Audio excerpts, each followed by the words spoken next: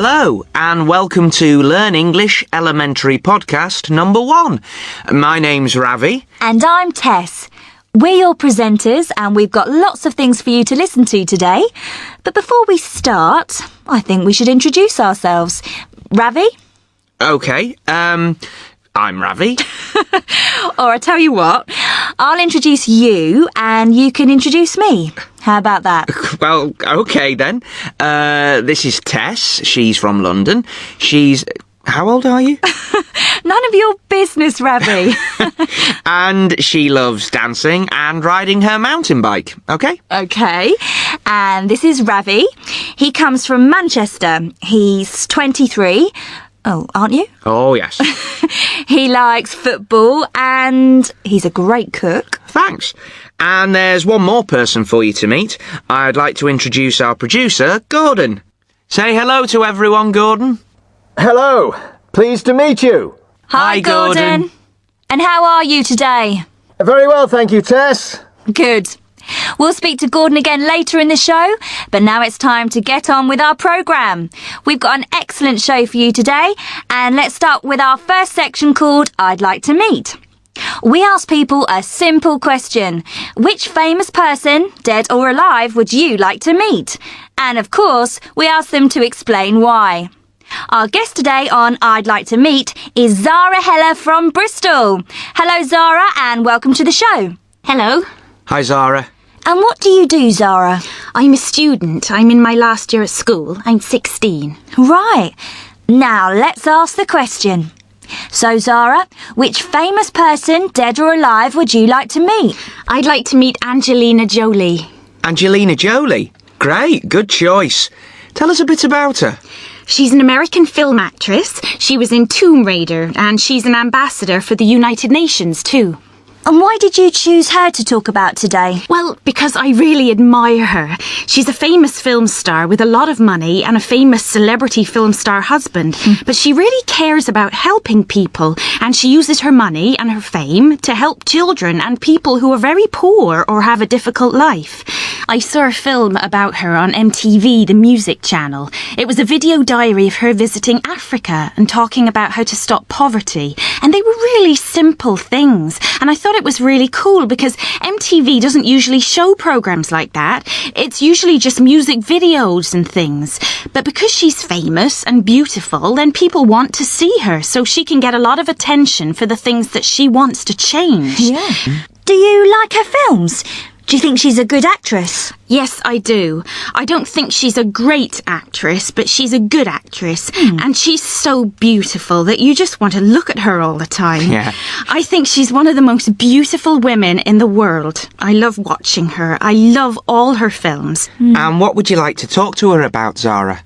I'd like to talk about her trips to different places all around the world, and about Hollywood and her family, and about what people like me can do to help poor children. Well, thank you very much, Zara. That was really interesting. Personally, I'd like to talk to her about her husband, Brad Pitt. I think he's gorgeous. Okay, Tess, calm down. For all of you listening, we'd like to hear from you. Which famous person, dead or alive, would you like to meet, and why? Okay, now it's quiz time. Every week we'll have a little quiz to get you thinking. This week it's the 10-second quiz. It's very easy. We give you a topic and you give as many answers as you can in 10 seconds. Our two players today are Daniel. Daniel's 16 and comes from London. Hello, Daniel. Hi. And Alice. Alice is also 16 and she comes from Liverpool. Hi, Alice. Hello. Do you both know what to do? Okay. We give you a topic and you have to write down all the words you can think of. For example, we say bathroom and you write a list. Bath, soap, shampoo and so on. As quick as you can.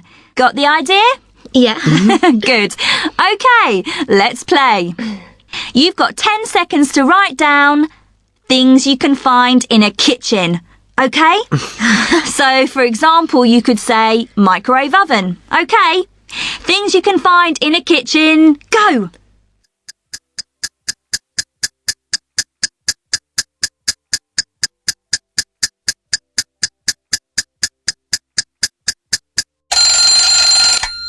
OK, Daniel, how many? 5, Tess. How about you, Alice? 7, I think. OK, let's hear your 7 words, Alice. Things you find in a kitchen.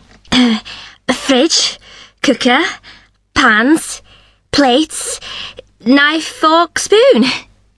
That's 7. Well done, Alice. How many did you get, Ravi? Oh, the clock makes me nervous. I can't think when the clock's ticking like that. Maybe the question next week will be about football. Thanks, Daniel. Thanks, Alice. And if any of you listening have a good game we can play in quiz time, write to us and let us know. What's next, Ravi? The next part of the show is called Our Person In. We'll listen to people in interesting places all over the world telling us something about life in the country they're in. Today, we'll hear from Mike Southern. Mike is our man in New York.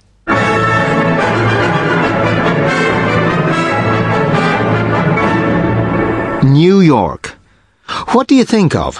Skyscrapers, taxis, noise, people. John Lennon said that New York is the capital city of the world, and it certainly feels that way. But in the centre of this exciting, noisy, polluted city, there is a place to find peace and quiet. A short walk from busy Fifth Avenue in Manhattan, you'll find Central Park. Central Park is the green heart of New York City, and over 25 million people come here each year to escape the city. People run, swim, climb, or simply sit and read a book in the huge park's different scenery. And it's not just for people. Lots of rare birds have made their home in the park, and there are legends of big cats hiding in the dark trees. Although it looks completely natural, the park is man-made, created over 150 years ago. Frederick Law Olmsted and Calvert Vaux designed the park at a time when the city was a very crowded, dirty and unhealthy place to live. They wanted to make a place where rich and poor people could find fresh air in the dirty city. It does the same job today. As a friend of mine always tells me, life in New York would be impossible without Central Park. Now we're going out into the street to listen to Your Turn. In this part of the show, we go out into the street to find out what people think about our question of the day. And today, we're going to ask a question about celebrities, like film stars, actors, singers, who promote charities and ask people to give them money or aid. At the beginning of the show, we listened to Zara from Bristol talking about Angelina Jolie. Zara talked about Angelina Jolie's work for charity, and nowadays lots of famous people, celebrities, do the same. But is it a good idea? So today's question is it a good idea for celebrities to do work for charity? Is it a good idea for celebrities to do work for charity? Interesting question. Let's listen to the answers.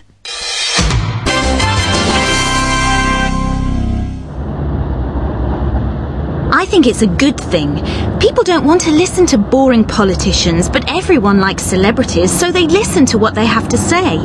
When Bob Geldof and Bono organised Live 8 a few years ago, everybody was talking about how to end poverty in Africa. My little brother was only 12 years old, but he was talking about it. That can't be bad.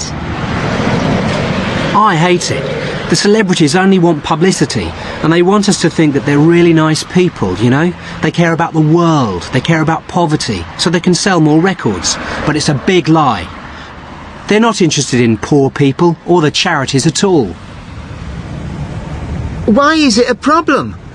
The charities need money, and if celebrities can help them to get more, then what's wrong with that? I think that some celebrities only want publicity, but, well, who cares? The charities get some money. That's the really important thing. Though, if you think, for example, Angelina Jolie or George Clooney is really cool, then you want to do the same things that they do. So you might give to charity too because you want to copy your favourite star. I think it's a good thing. Helping people is cool nowadays. I think the celebrities do it because they copy other celebrities. Everyone's doing it nowadays. It's the fashion to do work for charity. I hate it. These film stars make millions of dollars for a film and live in houses that cost millions of dollars and travel in private planes and stay in expensive hotels, and then they go and visit some poor people. It's ridiculous. OK, some interesting answers there. Do you have an opinion about this question? We'd love to know what you think. Is it a good idea for celebrities to do work for charity? OK, now it's time to meet Carolina. Carolina is from Venezuela and she's visiting Britain for the first time. It's a big adventure for her. She's going to live, study, and she hopes have a good time here in the UK. And we're going with her. Carolina's going to study in Newcastle in the northeast of England. She speaks very good English, but this is her first visit to Britain, so some things are very strange for her. We're going to follow Carolina in our podcasts and listen to some of the conversations that she has in lots of different situations. Today, we're going to hear what happened when she first arrived in Britain from Venezuela.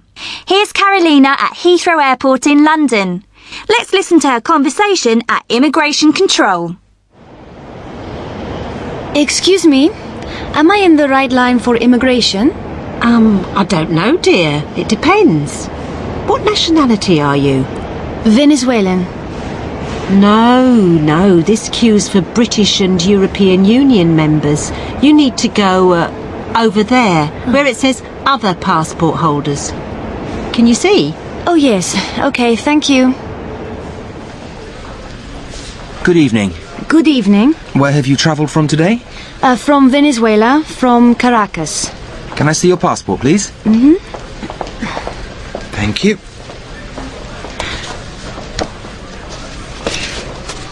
Is this your first visit to the UK? Yes, it is. And what are you going to do here? I'm a student. I'm going to study at the University of Newcastle. Is it a full-time course or a part-time course? A full-time. It's a full-time course. I've got my letter from the university here. Do you want to see it? Yes, please. Here you are. Thank you.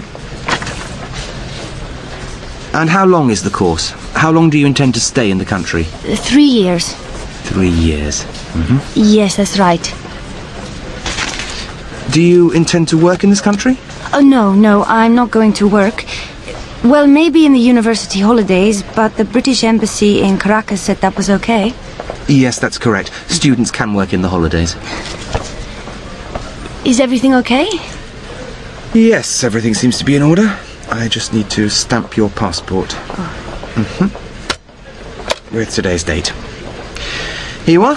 Passport and letter. Thank you. I hope you enjoy your stay. Newcastle's a very nice place. Go down the stairs and turn left to collect your baggage. Thank you very much. Good evening, sir. And where have you travelled from today? Carolina did really well there. Airports can be so difficult. I think she did really well too. I hope she can come and join us in the studio soon. I'd like to meet her. Well, that's almost the end. Wait a minute, Ravi. Don't forget Gordon. Gordon? What do you mean? He wants to tell a joke. Oh, no. Don't be horrible. Gordon! Joke time! Come on, Gordon! Are you ready? Yes, I'm here. I hope this is good, Gordon. How long have I got? 1 minute at the most. OK then. Right. A chicken walks into a library. A chicken? Yeah. A chicken walks into a library, walks up to the counter and says to the librarian, "Book, book." The librarian gives the chicken 2 books. She puts the books on the chicken's head and the chicken walks out of the library. 1 hour later, the chicken walks back into the library. It walks up to the counter and says to the librarian, "Book, book." The librarian gives the chicken 2 books and the chicken walks out of the library. 1 hour later, this happens again. Book, book. And the chicken walks out of the library with 2 books on its head. But this time, the librarian thinks, this is strange. So she decides to follow the chicken. She goes out of the library and follows the chicken. The chicken crosses the road, walks along the street, turns the corner until it comes to the lake. Sitting by the lake is a big fat frog. The chicken gives the books to the frog, and the frog looks at them and says, "Read it, read it." Oh, Gordon! That's terrible! And that's the end of this part of the show. We have to go now, but don't go away. After this little break, you're going to hear Tom, our English teacher. After every show, Tom talks about the language you heard and gives you ideas to help you learn. So don't go away, but we'll say goodbye now. See you next time. Hi, I'm Tom. At the end of every podcast, you'll hear from me. I'm going to talk about some of the language you heard in the programmes and talk about ways to help you learn English. Remember Carolina in the airport? Listen to part of her conversation again. Is this your first visit to the UK? Yes, it is. And what are you going to do here? I'm a student. I'm going to study at the University of Newcastle. Carolina and the immigration officer are talking about the future, Carolina's time in Britain. To talk about the future, they both use going to. The immigration officer says, "And what are you going to do here?" And Carolina says, "I'm going to study at the University of Newcastle." They both used going to talk about the future, because they are talking about plans. When the immigration officer says, "What are you going to do here?" he's asking Carolina what her plan is. And she says, "I'm going to study," because that's her plan. She decided it before she left Venezuela. So, we use going to talk about future plans. But listen to another part of Carolina's conversation.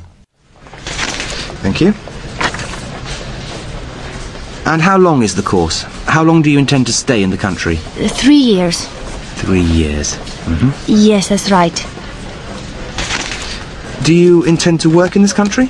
Oh, no, I'm not going to work. Well, maybe in the university holidays, but the British Embassy in Caracas said that was okay.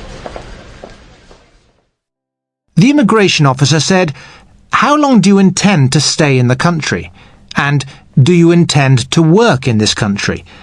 Again, he was asking about Carolina's future plans. But he said, "Do you intend?" Intend is a formal way to talk or ask about plans. You might hear this verb, intend, at an airport immigration desk or on an immigration form. It's another way to ask about your plans. One more thing. Did you notice that when Carolina arrived at the desk, the immigration officer said, "Good evening"? He didn't say, "Good night." Do you know why not? We only say good night when we say goodbye or when we go to bed. When we meet someone after around 5 o'clock in the afternoon, we say good evening. And we only say good night to people before we go home or before we go to bed. OK, in another part of the show, we heard Daniel and Alice playing a game. Listen to part of it again. You've got 10 seconds to write down things you can find in a kitchen. OK, Daniel, how many?